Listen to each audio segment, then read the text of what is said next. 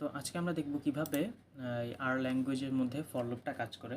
তো আর ল্যাঙ্গুয়েজের মধ্যে for loop use করা একেবারে খুবই সোজা জিনিস। তো আর ল্যাঙ্গুয়েজের মধ্যে ফর ইউজ করার জন্য আমাদের দুইটাই স্ট্রাকচার আছে। হচ্ছে একটা নর্মালি আপনি কি করবেন, একটা ভেরিয়েবল ডিক্লেয়ার করবেন এবং সেই ভেরিয়েবলটার সাহায্যে যে আপনি ভেক্টরের যেসব আপনার ভ্যালুগুলো প্রিন্ট করতে চান সেই ভ্যালুগুলোকে আপনি প্রিন্ট করে নিয়ে আসতে পারবেন।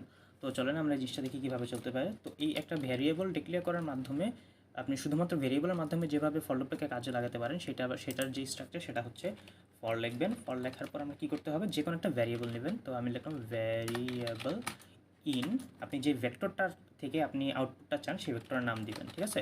ভ্যারিয়েবল ইন ভেক্টর বা প্যারেন্থেসিস, এর মধ্যে আপনি প্রিন্ট লিখবেন এবং প্রিন্টটা কাকে প্রিন্ট করবেন বলেন তো, আপনি যে ভ্যারিয়েবলটা নেবেন সেই ভ্যারিয়েবলটার নাম এই প্রিন্টের মধ্যে দিয়ে দিবেন, তাহলেই কাজ এতটুকু হচ্ছে আমাদের বেসিক আপনার যে স্ট্রাকচার।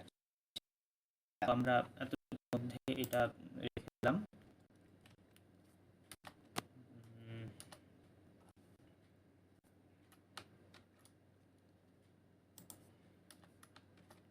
এই হচ্ছে আমাদের স্ট্রাকচার। তো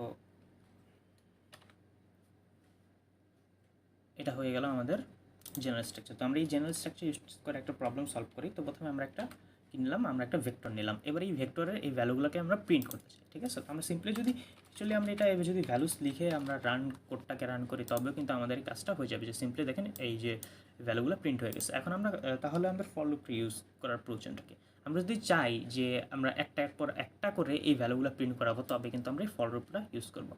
তো চলেন আমরা একটা জিনিসটা লিখি। তাহলে ফর লুপে আমরা জেনারেল স্ট্রাকচারটাকে লিখলাম ফর।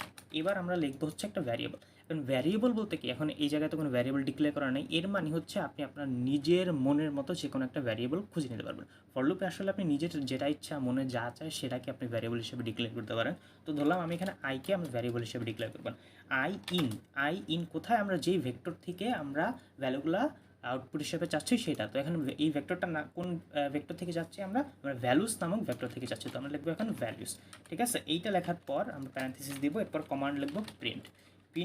কী লিখবো বলুন তো, প্রিন্টের মধ্যে আসলে আমরা যেই ভ্যারিয়েবলটা নিয়েছিলাম সেইটাকে লিখতে হবে। প্রিন্টের মধ্যে ভ্যারিয়েবল এবার কাকে নিয়েছে বলুন তো, আমরা ভ্যারিয়েবল নিয়েছি আইকে। এবার এই আইটাকে লিখে দেবো। এই আইটা লেখার পরে আমাদের কাজ শেষ। আমরা এবার যদি কোডটাকে রান করি তাহলে দেখবেন এই যে আমাদের এই অ্যান্সারটা চলে আসছে, ঠিক আছে।